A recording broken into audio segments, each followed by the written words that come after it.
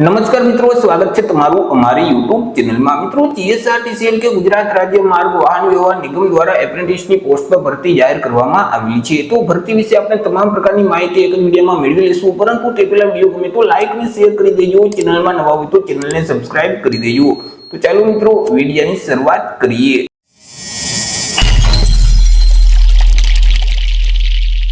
तो मित्रों, आज भर्ती जाहरात है ते जीएसआरटीसी के गुजरात राज्य मार्ग वाहन व्यवहार निगम ने अमदावाद खाते वर्कशॉप कचेरी आवेली छे तेना द्वारा जाहिर करवामां आवेली छे। मित्रों, गुजरात राज्य मार्ग वाहन व्यवहार निगमना मध्यस्थ यंत्रालय नरोड़ा पाटिया खाते जे वर्कशॉप कचेरी आवेली छे अमदावाद खाते, तो तेमां मित्रों एप्रेंटिस एक्ट 1961 अंतर्गत जे एप्रेंटिसनी जग्याओ खाली छे ते जग्याओ भरवा माटे लायकात धरावता उम्मीदवार पासेथी अरजीओ मंगाववामां आवेली छे।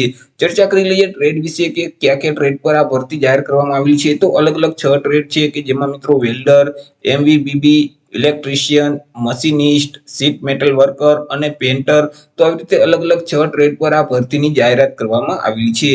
बात करी लईए मित्रों अपने शैक्षणिक लायकात विषे के अरजी फॉर्म भरवा माटे उम्मीदवारनी शैक्षणिक लायकात केटली होवी जोईए। तो उम्मीदवारोए कोईपण सरकार मान्य बोर्डमांथी धोरण 10 ની परीक्षा पास करेली होवी जोईए અને સાથે સાથે તમારે જે ટ્રેડમાં અરજી ફોર્મ ભરવું છે તે ટ્રેડ આઈટીઆઈ માંથી પાસ કરેલું હોવું જોઈએ, અથવા તો ઉમેદવારોએ કોઈપણ સરકાર માન્ય બોર્ડમાંથી ધોરણ 12 ની પરીક્ષા પાસ કરેલી હોવી જોઈએ અને તે ફ્રેશર ઉમેદવાર હોવા જોઈએ।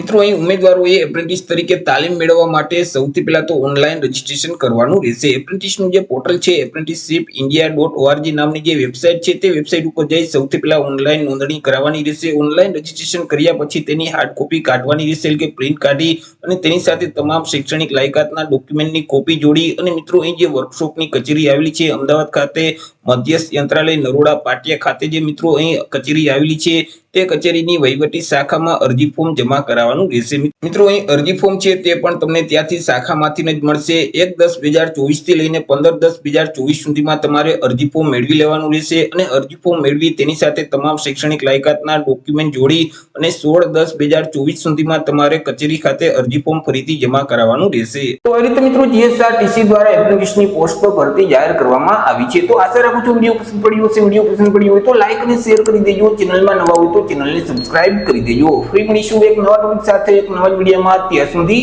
જય હિન્દ, વંદે માતરમ।